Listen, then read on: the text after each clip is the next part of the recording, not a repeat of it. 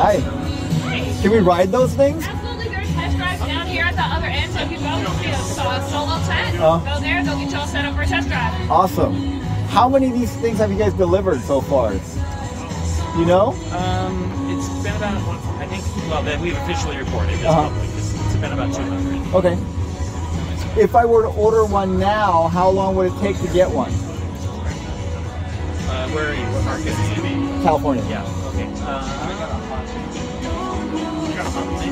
A month? Yeah. Okay, that's pretty fast. All right, thanks. You're welcome.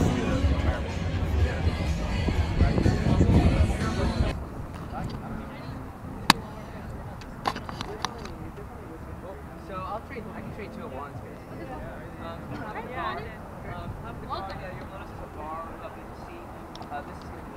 Alright. So, get in there, get comfortable. Seatbelts on the right, safety first.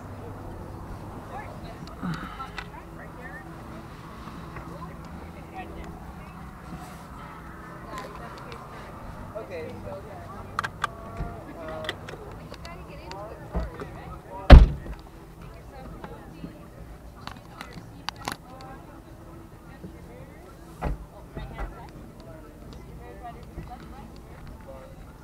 Welcome to the cockpit. Oh, I like it actually. So when you turn it on, make sure your foot, of course, is on the brake, Mm-hmm. and turn the key for 3 seconds. All the way on. Okay, foot on the brake, and then go ahead and push park. Parking brake, push it. Push the parking brake? It is right next to the... Let's see. Press it. So, let's turn it on. Feel the difference? There you go. Okay. Done. Okay. Reverse. Camera! Okay. Neutral. Uh-huh. Drive. Okay. Whatever you do, don't pull that button. All right. Don't pull the lever and parachute pull will this. fly. Don't touch it! No, like joke. Like, if you like that, that'll put the emergency brake Okay. on again. The parachute will come out and it'll go, woo. So right now it's You're in good to neutral, go. and if I let go, You won't go someone anywhere. can push it? Yeah, It can be pushed? yeah. Okay. Like if you were on a hill, you'd Mhm. be rolling. Okay. But that's what, like, and then when you turn the vehicle off, it automatically throws it into park. Okay. So, is your camera on? It is on. No? Testing, 1, Let's 2, double 3. check.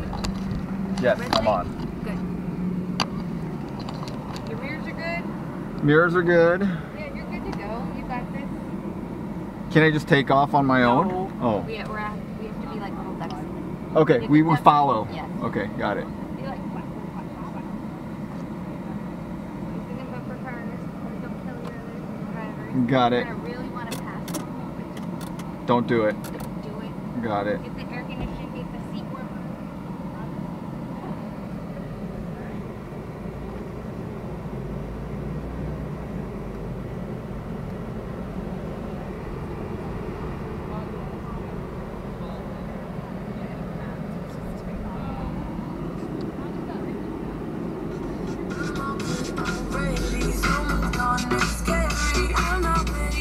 Okay, so we tested drove the Electra Meccanica Solo, and it was actually better than I expected. Or, I liked it better than I expected, I guess is a more accurate way of saying it. Okay, so for those of you guys that don't know what the Electra Meccanica Solo is, it is a single-person vehicle. I'll give you a rundown of some specifications. It is 122 inches long, 61.4 inches wide, and 53 inches tall. That makes it a little more than 4 feet shorter than the Aptera, a little more than 2 feet narrower than the Aptera, and about 4 inches shorter than the Aptera. Curb weight is 1735 pounds, so it's a little bit lighter than the 40 kilowatt hour battery Aptera, which is slated to be around 1,800 pounds. So that really tells you about the weight savings of the Aptera with the composite body being a much bigger vehicle and still weighing about the same as the Electra Meccanica Solo. Ground clearance on the Solo is 5 inches. That's about the same amount of ground clearance as the Aptera gets with its wheel pants. The wheel pants are 5 inches of clearance. The belly pan of the Aptera will have much more clearance, obviously. And then in terms of performance, the Electra Solo has a top speed of 80 miles per hour. So the Aptera is 110 miles per hour. 0 to 60 time on the Electra Solo is less than 12 seconds. 0 to 60 time on the Aptera is going to be 5.5 seconds, roughly, for the front-wheel drive version, and even faster for the all-wheel drive version. This Electra Solo is a rear-wheel drive vehicle. It has a 56 horsepower motor, 103 foot-pounds of torque, and then in terms of charging, it has a 17.4 kilowatt lithium-ion nickel cobalt aluminum battery. And that gives it, and it's a 144 volt system, so that's in comparison to Aptera with a 400 volt system and anywhere from 25 to 100 kilowatt hours of lithium-ion batteries. The Electra Solo only has level 2 charging. There's no level 3 charging, so it has level 1 or level 2. And because it has a relatively small battery pack, you can recharge the whole thing in about 5 hours. But it really tells you about the efficiency of the Aptera, because this one goes about 100 miles of range with a 17.4 kilowatt hour battery, whereas the Aptera, if it had that same battery, would get about 174 miles of range, most likely. So this is quite a bit less efficient than the Aptera, even though it is a smaller car. Okay, so number one, I want to apologize for the way that this video is shot. You're going to see most of it is going to be staring at this visor because I had this head-mounted GoPro, and I've never done this before, so I had it angled the wrong way. So you're going to see a lot of this solo warning head visor. But what I liked about the car is if you're looking for a small, kind of zippy vehicle that can weave in and out of traffic and navigate city streets easily, the Solo seems to be a really good fit for that. You know, it's not anything like the Aptera in terms of performance. The pickup and acceleration is not even remotely close, but it's perfectly adequate for driving around. I mean, I don't think you'll have any problems keeping up with traffic in the city. Highway, you know, merging onto highways, I don't think you're gonna have too much problems with that. It's kind of like the performance you get from like a Civic or a Corolla or something like that, except it feels faster because you're smaller and the torque is a lot better. So it feels zippy. And then having this really small cockpit sort of does make you feel like you're in like an airplane cockpit or something. Everything feels very close and cozy. And it had climate control. It had buttons, so it doesn't use a touch screen, so all tactile buttons. It has a radio. It had like everything that you would need, and it felt pretty well put together. I mean, I wasn't expecting like amazing fit and finish, but it was actually pretty good. Okay, so I forgot to talk about price. It's $18,500. And availability, the people at the booth told me that in California, if I ordered one, I could have one within a month. I find that a little dubious since they've only delivered 200 vehicles in the past year, but maybe they'd be able to deliver that. Anyways, what would be the use case scenario for this vehicle? I think for someone that's using it as a commuter vehicle or maybe a delivery vehicle inside cities, this would be really nice. Again, the thing I liked the most about it was the cockpit-like feel of the inside. It felt very cozy. You felt safe in there. And yeah, it just had a nice feel. And it was a little bit retro with all the buttons and dials for controlling it instead of using a touch screen. And I kind of like that. But if you needed a car for, let's say, a road trip, or you didn't live in an urban area, I don't see any reason why anyone would get this over an Aptera. Aptera just it's more efficient. So even though it's a bigger car, it's more efficient, has way more cargo space. It has 25 cubic feet of cargo space as opposed to 5 cubic feet of cargo space. It's 2 passengers, so double the number of passengers.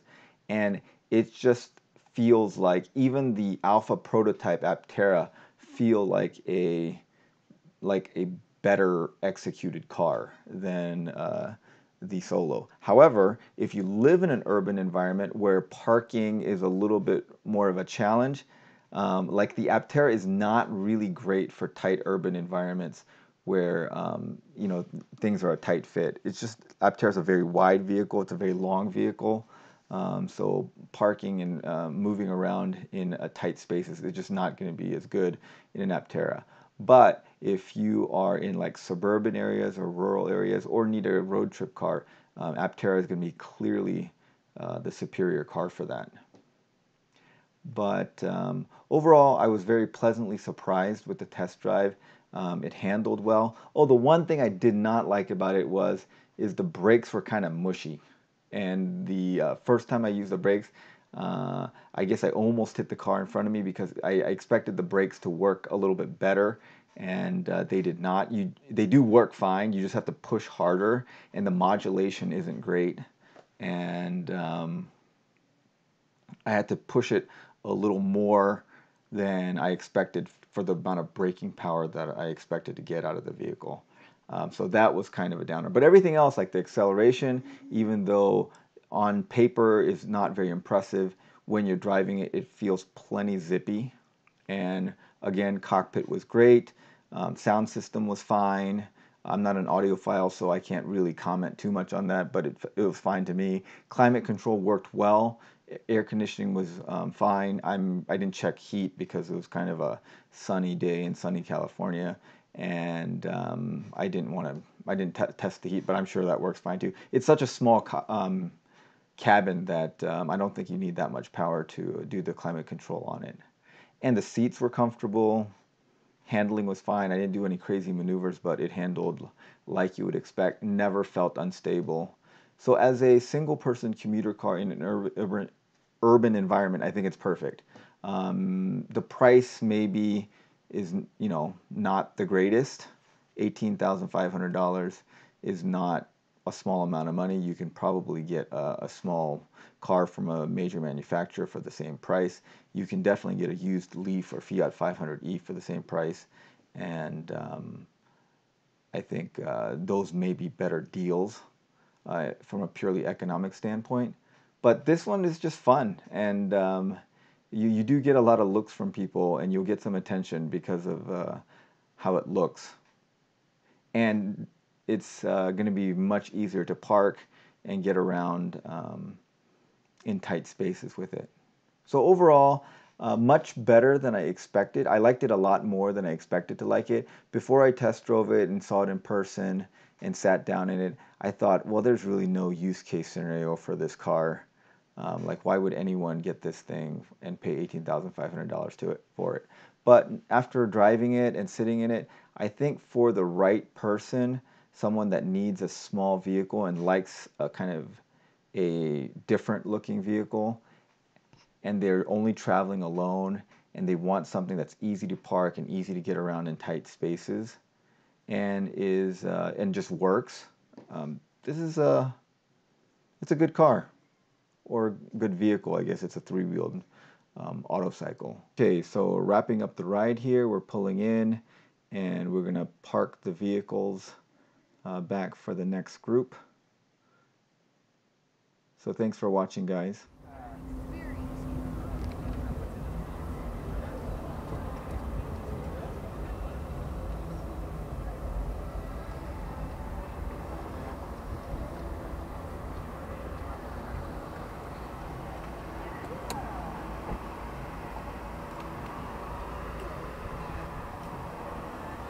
Welcome back. How was it?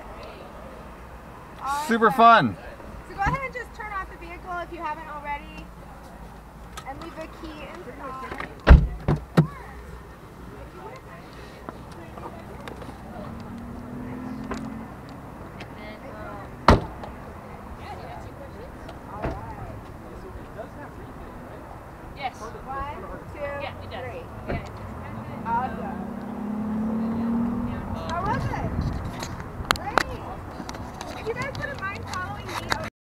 Okay, so that was it. Again, I was pleasantly surprised by the whole thing, and thought it was a pretty neat little vehicle. Let me know what you guys think in the comments about, would you ever consider getting one of these things? I wish them well. I think we need more smaller vehicles and more right-sized vehicles in the marketplace. I think people driving huge, 3-row SUVs by themselves down the highway that I see every day, that's kind of a ridiculous situation that we're in. I'd like, again, to thank all of our supporting members and to thank all of you guys for watching and commenting, and have a great day, everyone.